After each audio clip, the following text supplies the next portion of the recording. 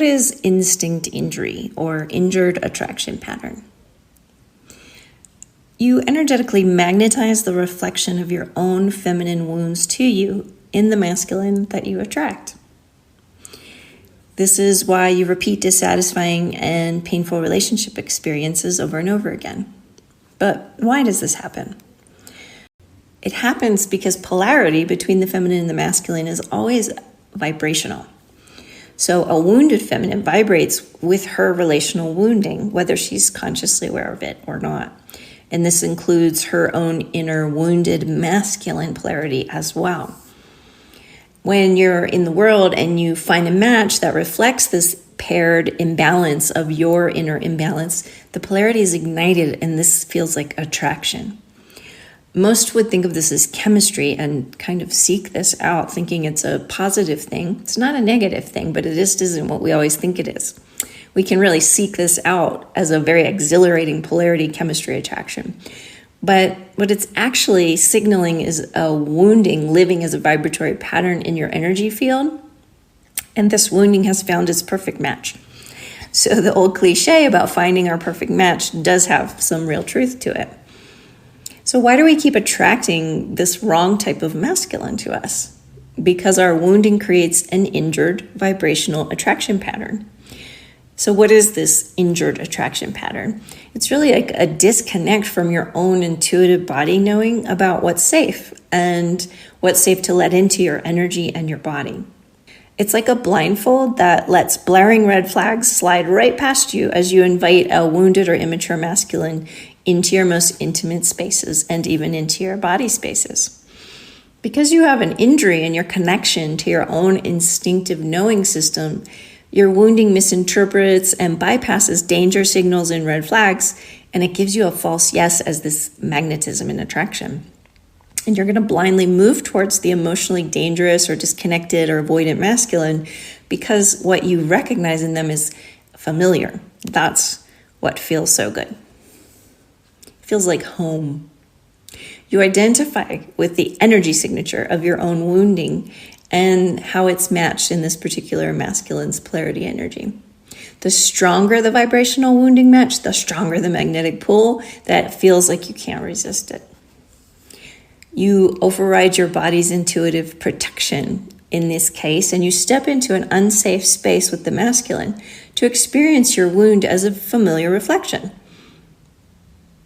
You've experienced this before, and now you found the same vibrational resonance again, and now you're going to have that same experience again. It's familiar. So how do we heal injured attraction pattern? Well, when we gain a sense of wholeness, we can begin to understand how to fully trust in ourselves. In that way, you can guide yourself through any situation or experience that arises in your life with confidence.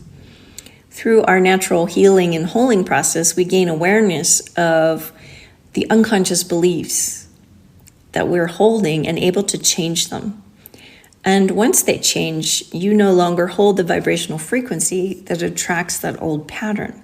That's called alchemy. So how do you begin this process?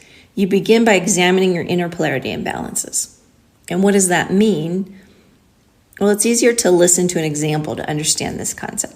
So here's a story using a polarity mirror to view hidden inner unconscious belief patterns. We need to find out what your unconscious belief pattern is about the masculine. So how do we figure out what it might be? So here's an example. It's really simple. What pattern shows up repeatedly that you don't want? This is your clue. So let's talk through a scenario. Perhaps you say, I always attract men who are in scarcity and lack and who can't provide for themselves or for me. So what is the unconscious belief that attracts this pattern? Well, it might sound something like this. I believe that men cannot be trusted to provide for me. I expect men to be in a state of lack even before I meet them.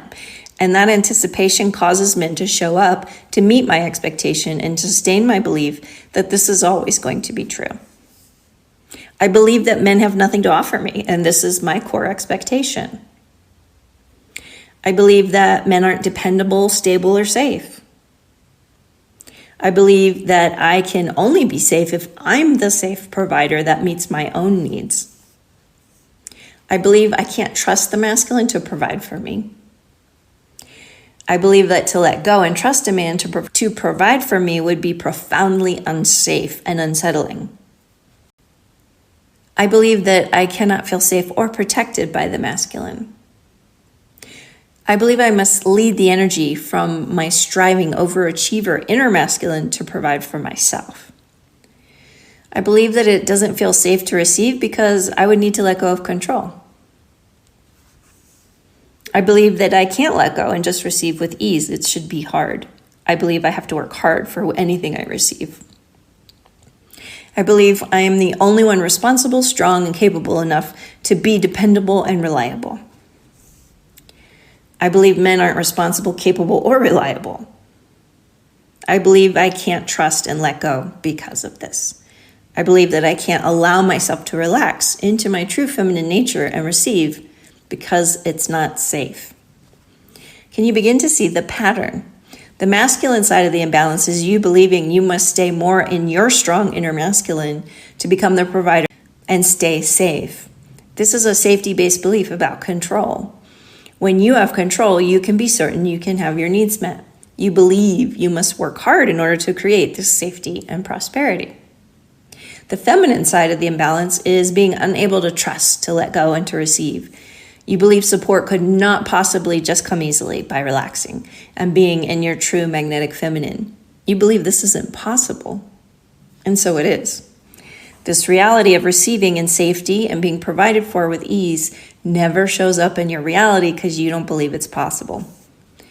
Only its opposite, which matches your expectation, the vibrational foundation of your belief that it's not possible, is alive inside of you. And this is how our unconscious beliefs about safety show up in our life as the opposite reality we wish we could create. We manifest the opposite of what we actually desire. We manifest what we fear.